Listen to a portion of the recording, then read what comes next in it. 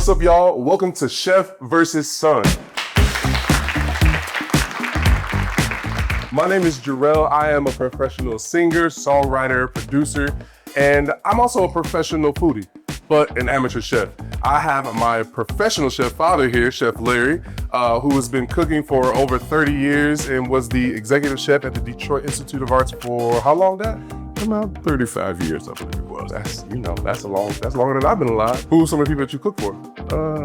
3 or 4 different presidents, Republicans. We don't want to hear about them. Angela Bassett, Lionel Richie, Sidney Poitier, Aretha Franklin, lots, Clearly. Lots, Love to see it. So what we're gonna do here on Chef vs. Son is every episode we'll be cooking a dish. I'm gonna do my version, and my dad is gonna do his version, and we'll see who's the best. Even though I'm an amateur, I'm tapped in a little bit. My dad a little old these days. Yeah. You know what I'm saying? So I'm gonna keep it fresh. Good luck. Come on. All right, so on our first episode, we are gonna be making egg rolls. Now, of course, egg rolls originated in China, but they have had a stronghold on the Black community, all right? If it's one thing Black people gonna do, we gonna make something our own. And you can do anything, like you can literally put anything in them that you want to. My egg rolls will be buffalo chicken egg rolls, all right? This is actually buffalo chicken dip that I'm gonna use. Did you make that?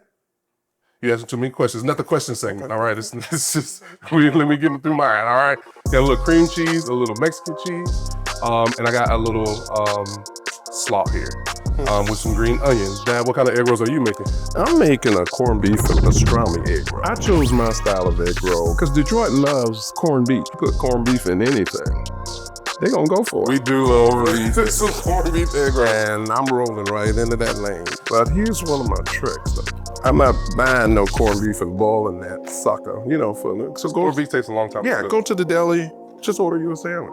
So wait a minute, weren't you just about to talk about me, asking me if I made that and you using store-bought corned beef?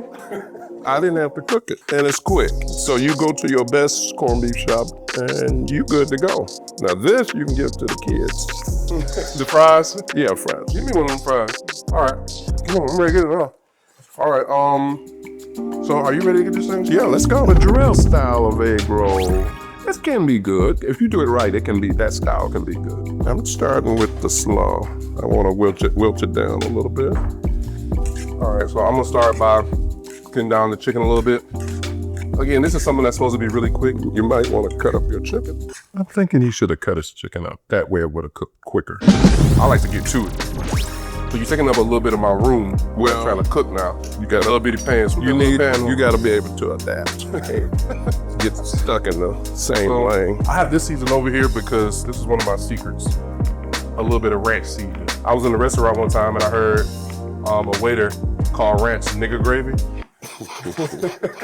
Because we put it on everything. He was Black though, so we can say that. I was finna say, somebody was about to get an ass whooping.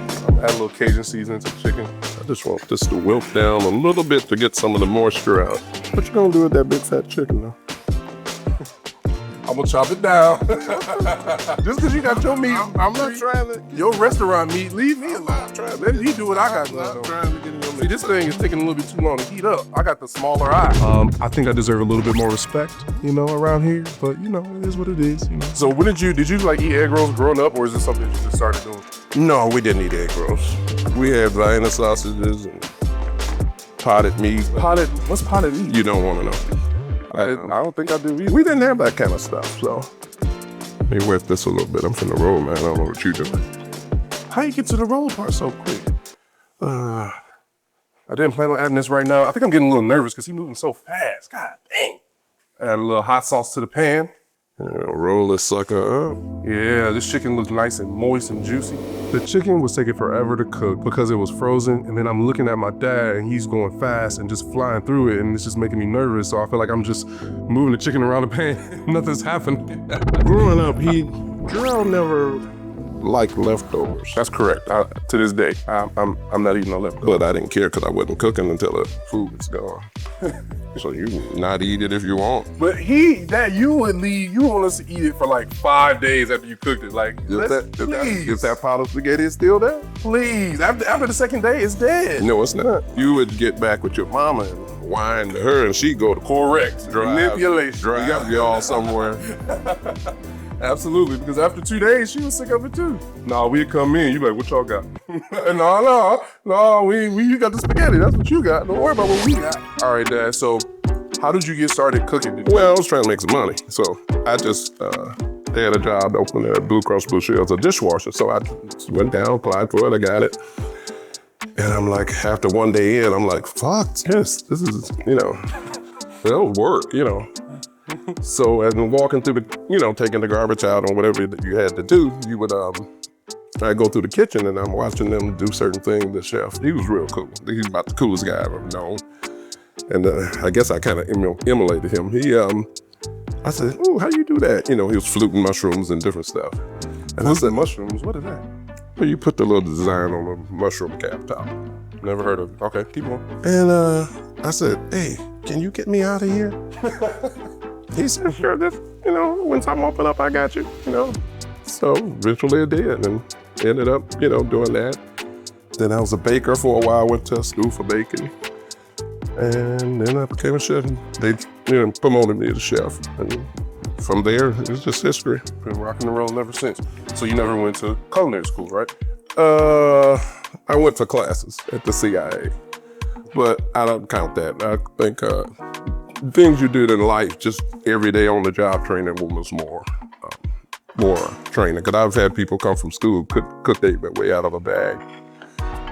But I remember you telling me a story one time that Grandma, your mother, was saying, "Larry, you seem like to cook. You ought to go and study," but you weren't trying to hear it. No, I wasn't trying to. Because you was hard-headed. Yeah, most times, most kids don't want to listen to their mama. I can't relate to that. I always listen. Yeah, shit.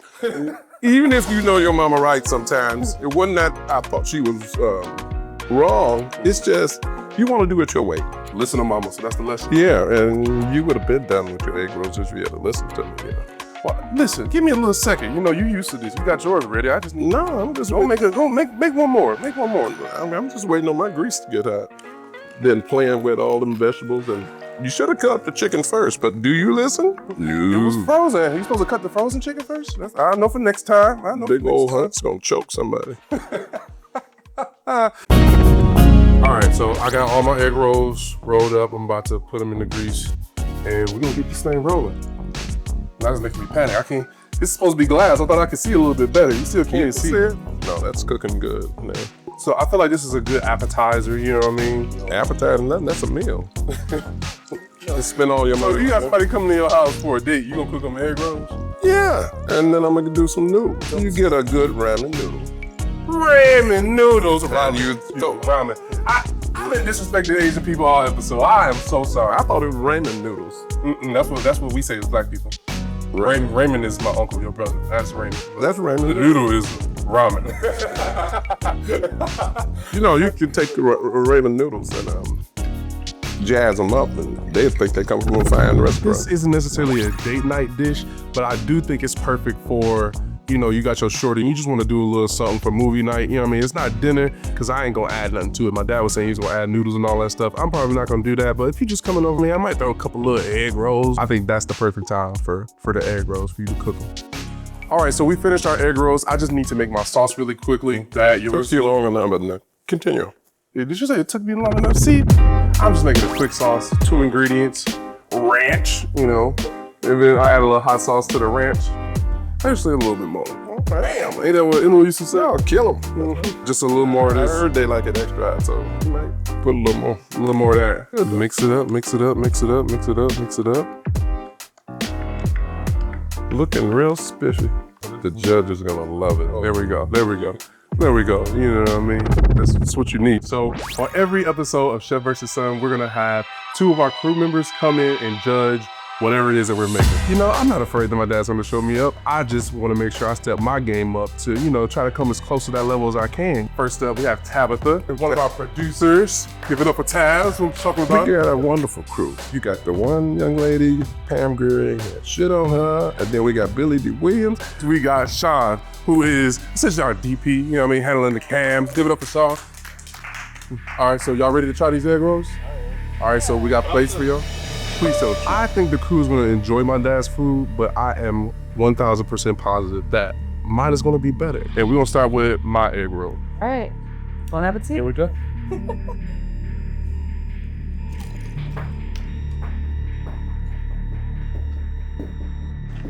That's pretty bomb. Like I knew it, like I knew it, like I knew it was. I don't have nothing to base it off yet, but this is delicious. All right, very good. Wow. Thank you. Round of applause for me, everybody. Round of applause for me. Well, what makes the ingredients and everything special is the way I stir it. You know, you got to whip it. You know, you got to slap it. Because it comes out in the sauce when you put that extra. All right, chef. I'm excited about this. My goodness. Bite the little pickle with it. That gives you the vibe of the corned beef sandwich. I did my thing on the buffalo chicken egg rolls. Hands down. I'm gonna go ahead and finish this one. Feel free, feel free. I'm sorry, brother. Yes, right. Chef wins this one. So is the chef. Round of applause. Round of applause. I can't say that I was super surprised by the crew's reaction. So I'm not surprised by the crew's reaction to a good corned beef. I'm glad that they liked what I did, but I deserve a little bit more respect around. Everything originates in Detroit. Cars, music, corned beef. That's why I used it. Obviously, the votes have been rigged, but we want to thank y'all for tuning in to Chef vs. Son, another episode, family, fun, food. See y'all next time.